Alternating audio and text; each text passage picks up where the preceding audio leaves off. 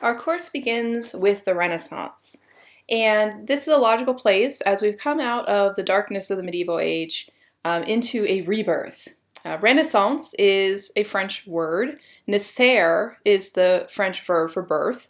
Re is to do something again. So Renaissance is a rebirth, literally. And we're going to talk about the three different phases of the Renaissance. So it's going to be broken into separate modules or separate lectures, essentially. We're going to start out here with what I call the early Renaissance or the Florentine Renaissance. And it's called the Florentine Renaissance because it's based in Florence. So that will be the focus of this lecture. Then we'll move on to talk about the High Renaissance, which was mainly centered in Rome. So there'll be a little bit of a different geographical focus there. And then finally, we're going to talk about the Northern Renaissance. And the Northern Renaissance is, again, it's everything up north. But you're going to have Venice, which is still part of Italy.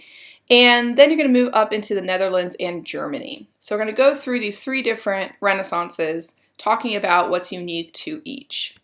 But to give you some grounding, I wanted to have us consider what the medieval age was, so we can understand what we've left behind. Now, if you've taken Art History 1, this is sort of a refresher for you. If you haven't, it's no big deal.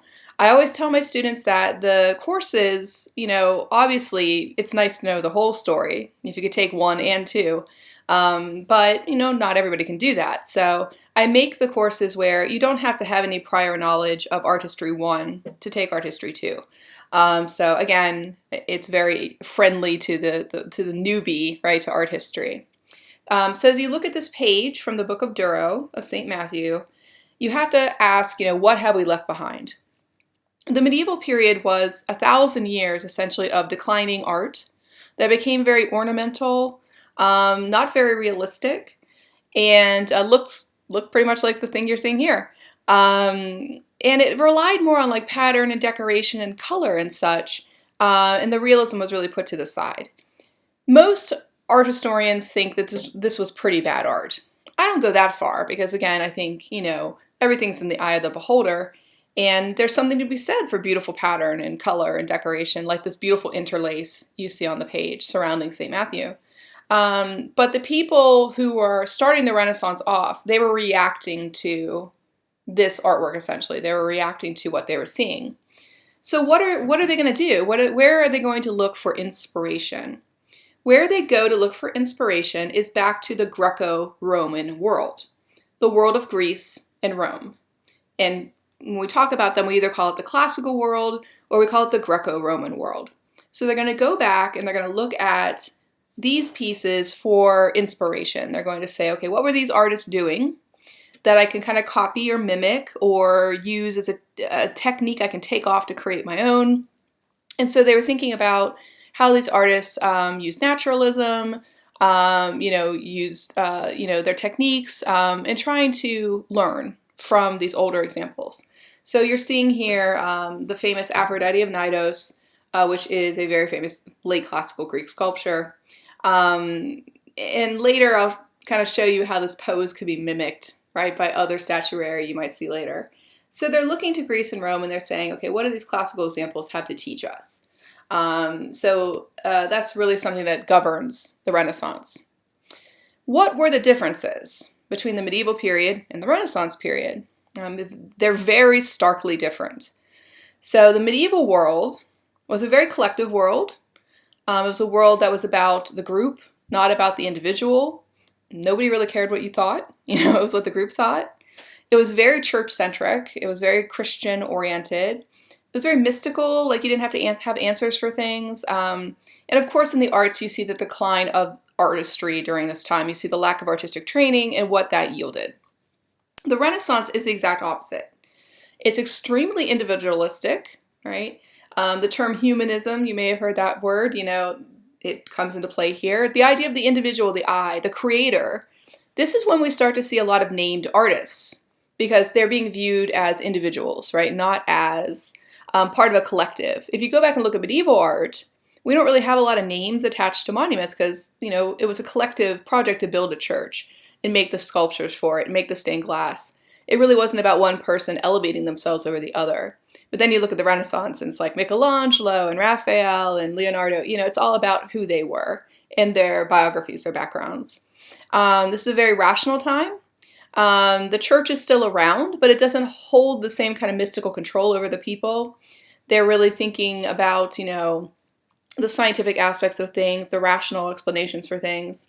One of my favorite parts is these powerful families that basically start to run things in the Renaissance period. The Medici, right, are one of the most famous, of course, that you can read up on. And these families are often ruthless about their power, their position, their status, and would do anything they had to, really, to protect that power that they had, that control they had over everybody else around them. Excuse me. So this is a map of Renaissance Italy, and the why I like this map is because I like the use of the colors on it, sort of outlining for you the different kingdoms and duchies and different republics, right, of this time. Italy wasn't a continuous country yet, as we know it today. It was made up of these little holdings. So you can see like the Republic of Venice in the orange. We'll get to that later in the Northern Renaissance talk. The Kingdom of Naples in the south. And then the ones that are more important to us are sort of lobbed there in the middle. The Papal States, for instance. This is the area that contains Rome. Papal States just refers to the idea of the Pope, papal Pope. So this is the area that the Catholic Church is controlling under the name of the Pope. And then you go north of that and you'll notice the green little blob, which is the Republic of Florence. The little purple blob, the Republic of Siena. If you were in Art History 1, you might remember I talked to you guys about Proto-Renaissance and the Republic of Siena. So these are the areas we're going to be looking at. The Republic of Florence, the Papal States, that's the primary areas where the Renaissance is being driven at this time. And as I mentioned, we're really going to set our sights on Florence and talk about what Florentines were doing. I really want you to look at this map and think about the fact that Florence is a very compact city. It's actually one of the only cities with its walls still standing. Most cities, back in the medieval into the Renaissance were walled cities for protection against enemies, and this is one of the last walled cities out there that the walls still stand. And they used compactness because that was a way to stay safe. The urban sprawl of today was not in their best interest. So it's this very tight city.